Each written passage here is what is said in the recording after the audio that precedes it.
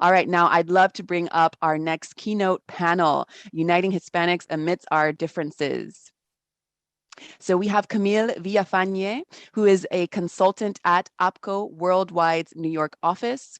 She focuses on international and domestic policy developments and issues management.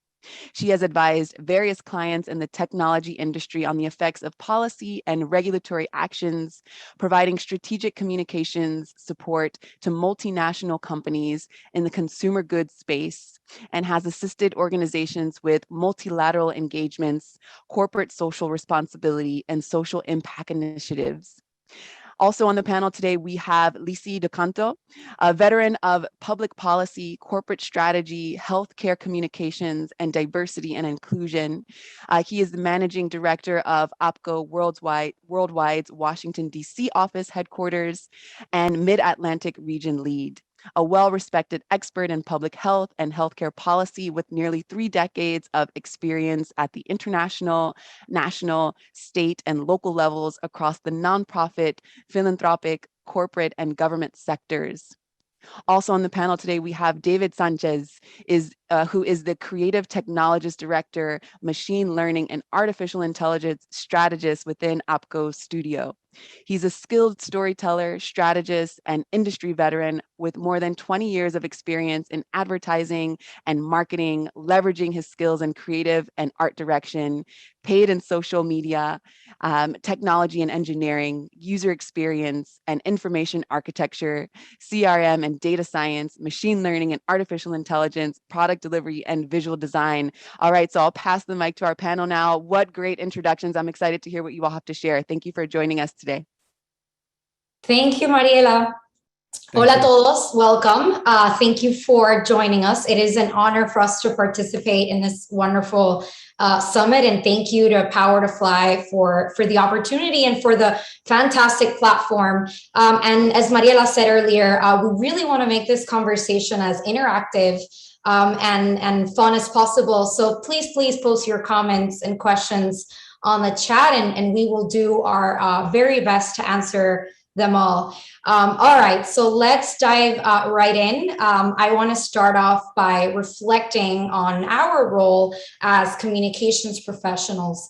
And I think in our work, we are constantly looking for ways to educate audiences and consumers about the terminology that we use when we write and when we speak. And I think when producing content, we're also extremely mindful of our labeling practices and the inclusion of certain symbols, images, voices that represent all identities. Why do you feel like it's important to take this responsibility? And David, really reflect on your role as a designer, as well as a communications professional, and also Licy as communications experts. But really to ensure that the terminology, the marketing and labeling practices are inclusive to all audiences. Why do you feel like it's important for us to take that responsibility? Great, excellent. I think I can break the ice here. When it comes with communications from the creative field, we always aim to be considered when we're advising our clients to produce content to a specific audience. We're always advising on the representations of the population or the communities that these communications are meant to inform. So taking into considerations that the identity of the people that these communications are going to impact, respecting the representations of their culture, language, and not generalizing by selecting the right images, the right nomenclature, the right language, and making sure that there's no confusion. Those are very strong aspects that we take when creating visual communications. Thank you, David, and thank you, Camille, and thank you to our Power to Fly family. It is great to be with you. Hola, buenos dias, hello, good morning. Camille, you asked a beautiful and wonderful and powerful question, a question really at our time, which really gets at the heart of inclusivity. Inclusivity is not just about individuals, it's about companies. And right now, as I should say, for a long time, diversity and inclusion in companies is, in the practice of it, has been enormous in terms of challenging us to view problems differently, how we talk and engage with one another. And importantly, as communications professionals, we are the ones who have a seat at the table, and we always had, in being a guiding voice for companies in their strategic thinking and their strategic communications. And our voice now more than ever has been incredibly important. So guiding companies, as we certainly do here at APCO, is something that we as communication professionals have an obligation, more than to just encourage, but to really help companies speak through the lens of inclusivity, ensure that we're bringing all of us together, not just in a physical sense, if you will, but in a sense of how we speak and communicate with one another. And we know that words matter. Words matter, and how we speak to one another, particularly within the Hispanic Latino community, is incredibly important. As we all know on this panel, at this table that we are sitting at today, ours is a community that's multi-dimensional, multifaceted, and so there's a lot of nuance within the Hispanic and Latino side of our community, and it's important that those within the community and those interacting with the community understand that, and that we, as the term Hispanic Latinos reflects, is all inclusive of all the wonderful multi-dimensional, multicultural, multifaceted aspect of our communities. And the communication professional sits at the center of this, helping companies to help them move forward and making sure that they are communicating in an effective and powerful way, speaking the language of inclusivity. Absolutely, thank you. And you both really touched on important themes that we will work to unpack throughout the panel today. But I really want to get at an important facet of our work, which is not only our internal facing responsibilities towards our clients or towards our employees, but also towards the outside world and society. So, you mentioned this during your discussion, but as leaders and influential voices, we also have the power to represent those diverse perspectives within APCO to ensure also that diversity is reflected on the outside. What responsibility do we have to our consumers? And I think sometimes in being inclusive to one community, we tend to leave out another community. And so how do we maintain that balance between being inclusive, but also being universal? Another great question, Camille. Warren Buffett said once upon a time, it's only when the tide goes out do you see who's swimming naked. It didn't take COVID for our community to know that we've been swimming naked for a long time. And what I mean by that is the inequities and inequalities and all the other challenges that have been impacting us for quite some time. But at the same time, all the wonderful opportunities and ways in which our community continues to grow stronger each and every day. We all have an obligation in terms of helping our companies, as we do in our family, in our neighborhoods, to better turn inward so that we better turn outward. And as communication professionals, whether here at APCO in the multitude or constellation of companies that we have the privilege of working with, or out in much broader as communication professionals, we have an obligation to help ensure that how we are organized internally is manifesting itself in ways that reflects the diversity, the inclusivity, and the equity of those that we engage with, whether that is consumers or that's other members of the community or those that we are helping to provide a service to, whatever that industry might be in. Ours is a special obligation, and ours here is the collective we here that needs to ensure that, especially in this day, that we understand there are many within and outside this community who have been swimming naked, and that inequality and that inequity is something that we all are obligated to not just act on, but to engage. My former longtime friend and boss, Barney Frank, once told me that the more committed you are to the change that you seek, the more obligated you are to act on that. We have, all of us in our communities and the diversity that exists in our society, have an obligation to ensure that we're bringing all voices all peoples and all representation to the conversations, to the work, to the center of making sure that we leave tomorrow much better than today. I think that's beautifully articulated, Licy. From my point of view is that we no longer exist in a world that we cannot ignore fundamental human rights. And the only way forward is to embrace universality. It is inefficient to maintain different communication channels for different cohorts of people that do not get along when we are fundamentally human. So my advice for communications teams out there, focus on the fundamental human rights. We are all created equals, and you will be set for success. And do not focus your energy on outliers that are non-productive or engage on non-productive conversations out there.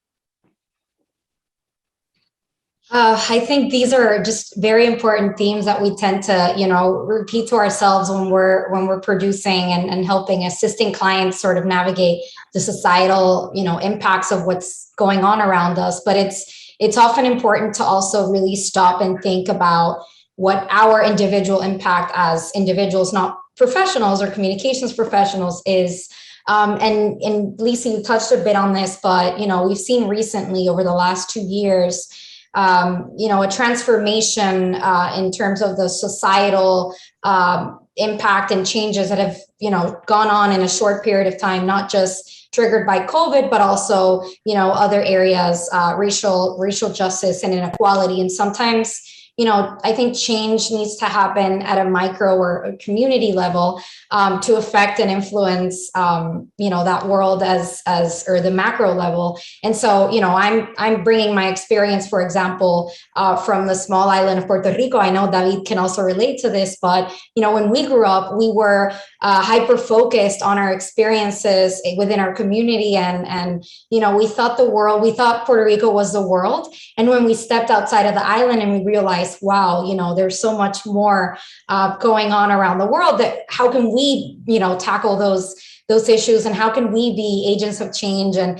that's really what inspired me to become an agent of change myself. But I'm curious to hear, what are the ways in which you've been inspired to be that agent of change, and really, as leaders and change makers that we are in our workplace, but also in our communities. How can we be the voice of reason and really lean in with purpose so that it's, authentic and the message is well received in our communities and at home and so forth? And I know that's a very packed question, so I'm happy to repeat it or go tag team the response.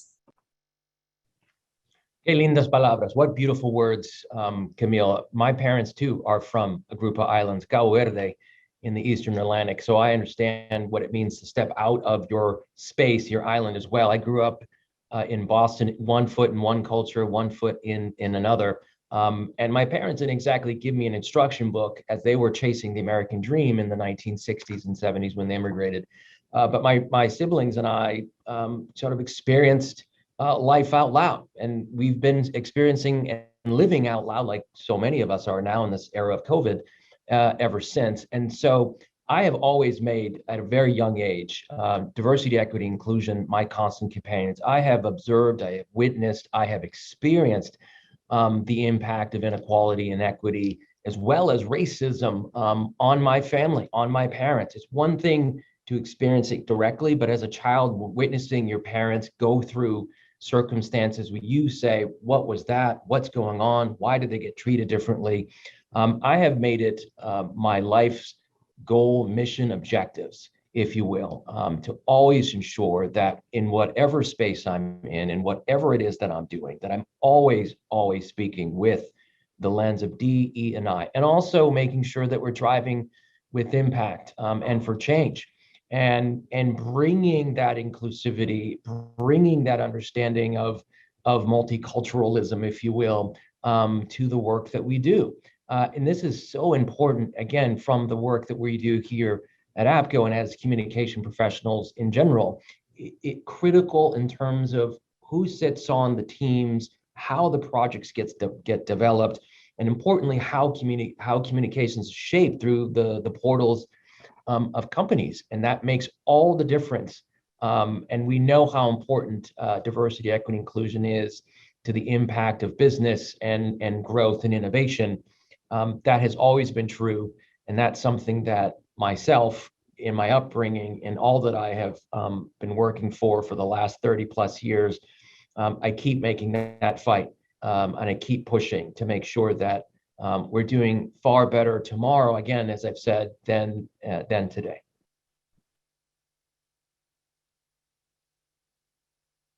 David, I know, coming from Puerto Rico, have a beautiful story too. Tell us a little bit about what inspires you to drive with change as you do every day, as we have the privilege, Camille and I, and so many of our superheroes in APCO here in Washington, D.C., particularly, get to work with you. Tell us a little more. Absolutely. And I think it's also to practice empathy. I was very lucky that I was raised by senior people. I call it my great aunties, my great grandmother. And they taught me a lot, especially to put myself on someone else's shoes. When I migrated from the little island of Puerto Rico to the States, I experienced what is to be a truly an immigrant. I was always asked what frontier or what border did I cross, even by not knowing the complete historical context of being from Puerto Rico. So from my point of view, is instead of reacting on a negative or adversarial way, it is also to understand the struggle of the cause and effects of why the Latino community has endured so powerful in the United States. So it is a very complex answer to a very long history, and practicing empathy is the start to understand the many causes and effects that are impacting our community. Beautifully said. And I can relate to that, David, because when I moved from Puerto Rico to the United States, I remember my first day on a college campus, and I was incredibly excited and really fortunate to have this opportunity. I remember I started to, when I got introduced to people, to try to go in for the cheek kiss. Obviously, that you can't do that during the COVID period, but because we in Puerto Rico and Latin countries, we greet each other with a kiss on the cheek. So I kind of went in my mentality was I was very sort of welcoming and warm, and everyone was incredibly welcoming and warm in their own ways, and understanding other ways of greeting or other ways of being empathetic is key to really that development. And in my upbringing or my time in the United States and my shaping as a professional and as a person. And so, as much as I've changed over the last 10 years, I also think change is also not a constant, and we always have to continue evolving and motivating ourselves to continue striving to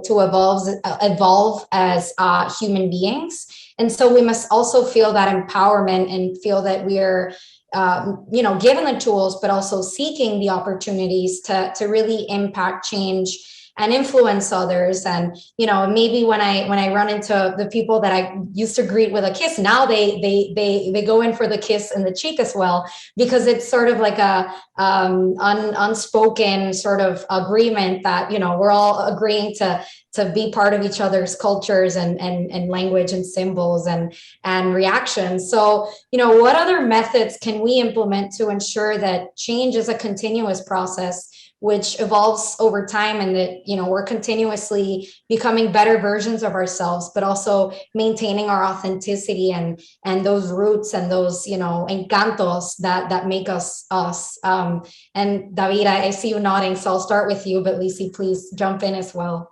Yeah, thank you, Camille. And I think it's practicing cultural anthropology. Even as identifying as Hispanic or Latino, I'm constantly learning from all the cultures within my context. I love talking to people, listening to stories, listening to their migration story, listening how their family established themselves, how are they contributing to the economy. and also being aware that the linguistics change through regions. So, for example, in the United States, there's many variations of Spanish spoken, transformed, and updated to conform to the cultural normatives of the many people before them. That is not only Hispanics or Latinos, but also the Slavics, Italians, French or German heritage on those regions impact the language linguistics, just as English. There's many Englishes spoken in the United States. So cultural anthropology goes a long way for communication experts to understand their audience and the language nuances. So that is a great advice. David, it's what a beautiful point. Camille, when you were talking about greeting folks on college campuses with the kiss, it made me think about a job interview I had 1,000 years ago in the middle of a northern state that was seeking to hire me to become a Spanish instructor and teacher and literature professor. And I remember greeting the Spanish department, which was entirely made up of Americans, except for one individual who was Hispanic Latina. And instinctively, and as I was meeting, as I talked about navigating these two different cultures, I greeted the Americans, both the women and the men, by handshakes and such. And instinctively, when I met with the Latina, because my own culture, I gave 2 kisses on the cheek. After I left that interview, I got a call and I was told that I didn't get the job. And the reason I didn't get that job is because I had greeted authentically the Latina with the 2 kisses, but didn't do that for the others. Why is that important? Because that continues to happen in our society today. And to your point, we must continue to learn. We must continue to go beyond our comfort shoes. I often tell folks, if you're not living life, if you will, and not getting out of your comfort zone, unless you're walking around with the pebble in your shoe, it's going to feel uncomfortable, as it should be. And that's how we continue to move forward, because only through learning are we going to be able to transform ourselves in order to transform society. When you stop learning, when you stop seeking and acting with empathy outside of your community, that's when you stop transforming yourself. And that's where you stop helping to transform society to be much more inclusive and diverse and equitable than it is today. I love that story. Go ahead, David. You know, that's the source of systemic change, and that's the only way to change. Yeah. And I think that also, you know, you mentioned a great point about comfort zones, because, you know, I constantly step out of my comfort zone, even with my accent. You know, I know that it's not, I've spoken English for 27 years and I've spoken Spanish for 27 years. But, you know, my accent still has a bit of that Spanish you know, sound to it. And so I feel authentic because that makes me unique and different. And I'm able to bring my full self to work, even when I can't remember certain words. And then I learned French, which made a whole nother confusing conundrum in my head of languages. And that's the beautiful thing about being Hispanic in the US and being able to bring your full self to work and really representing your roots and having a little bit of humor about things really helps. And when you're navigating ways to get out of your comfort zone, it's really like Mariela said in the chat, it's you know, it's sort of this official language that is Spanglish, that everyone who's from the same community really understands and feels and identifies with you. And I want to continue on the theme of language and terminology, because David, you mentioned this point earlier, and it's really important to note that even though we most of us have shared identities, we do have significant cultural differences. And I think this also applies to the language and the terminology that we use in our day-to-day lingo, if you will, since it's constantly evolving. And, you know, I'm a millennial and I'm still learning the terminology, and I hope I can do justice to my generation and, you know, be a good representative. But it's also interesting for me to read the results from a Pew survey from 2019, I believe. And I'm sure that the statistics have changed because it's been, 2 very packed years. But it's a survey of Hispanic adults in the U.S.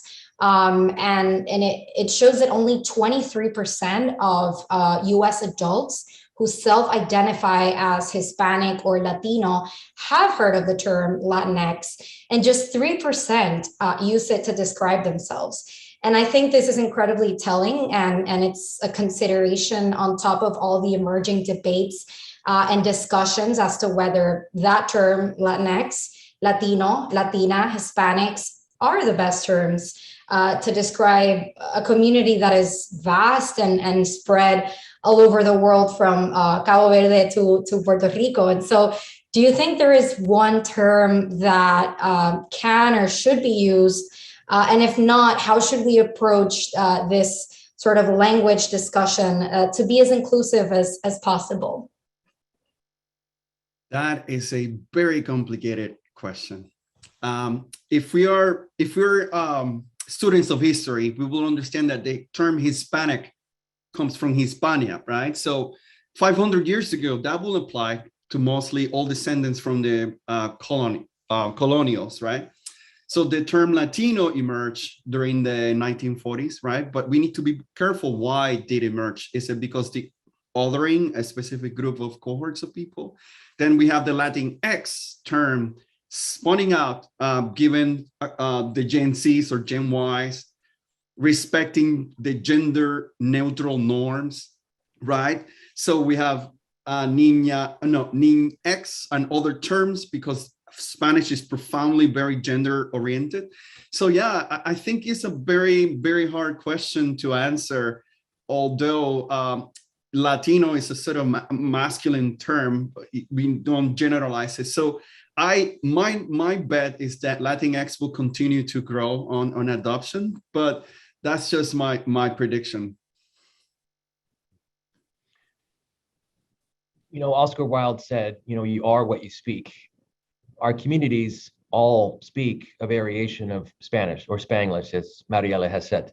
The terms, as David has eloquently described, have evolved over time, reflecting the way in which society has attempted to try to describe communities. This is a community, like so many, that is multidimensional, multifaceted, multicultural, and very diverse within itself and across itself. And so trying to develop a term that's all inclusive is always going to be very challenging for us. The Hispanic Latino community, if you will, is the second fastest, largest growing population in the United States, and it's going to continue to grow. And with it, will continue to grow the diversity of those who make it up. And so whether it's Latinx, whether it's Hispanic, whether it's Hispanic Latinos, the importance is recognizing that diversity, that multifacetedness, the multidimensional aspects of the community, which by default obligates you to engage with the community in a way that's reflective of the table that's set there. And that speaking to one side of the community in one way isn't necessarily going to be optimal in speaking to another side. The last presidential election bore that out, if you will, from a political standpoint. And I think many came to appreciate a bit more, especially in the political context, what the difference is between various parts of our community, if you will. And so I think this is a question, like so many other questions in terms of describing communities, that's going to continue to be complex. And we individually and collectively, as well as companies, will continue to struggle, especially at this time of year in Hispanic Heritage Month. What do we call ourselves? I say, let's put that aside. Let's make sure we first understand ourselves. Let's first understand what's happening within the community, and then work to try to make sure that we're all included in whatever that terminology is. I get that terms are important, but we also live in a society that likes to put people into boxes, into categories. There isn't a box large enough to put Hispanic, Latinos, Latinx, Latinas, todos in one. And so that's the challenge. And I think as soon as we stop trying to do that, the more liberating we'll be to say, there's many ways in which to describe our community. And guess what? All of them are right, in my point of view.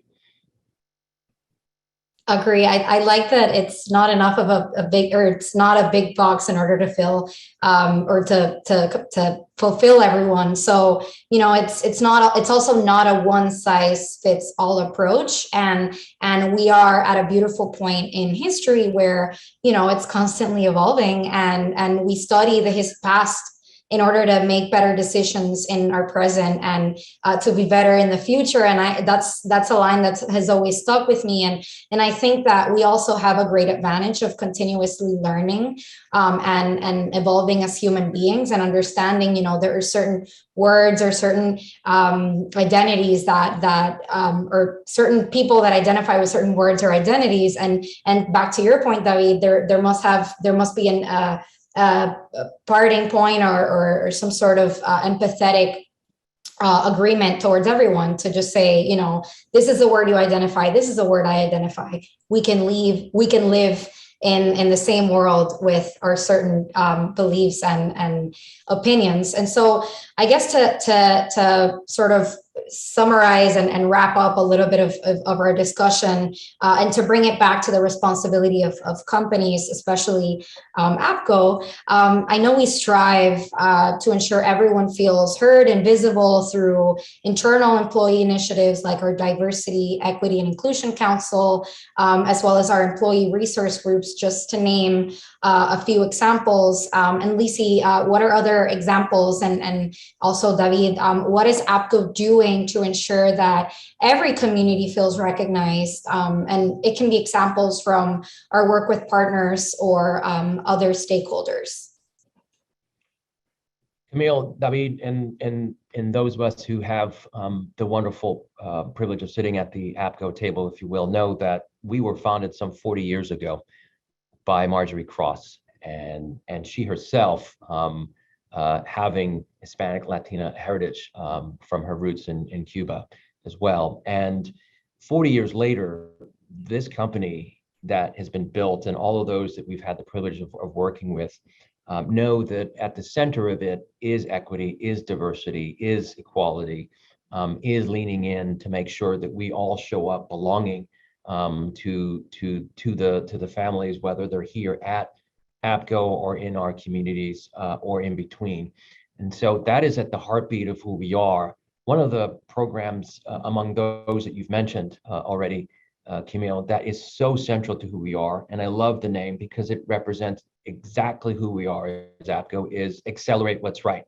That is our internal initiative that is pulling together the very best parts of our company and practices to help accelerate what's right with respect to diversity, equity, and inclusion, and the many activities and practices that come from that. It acts as a unifying force within APCO to help drive the change and accelerate what's right. And it has become an example for others across and outside industry. And APCO, as some may be aware, has been recognized for the Accelerate What's Right program, and as a company that is championing at the highest levels diversity, equity, and inclusion. So I'm very, very proud, together with you and all of us here at APCO, both in the US and around the world, for all that we continue to do to help make sure that we internally are organizing our table for maximum impact to drive with diversity, equity, and inclusion and change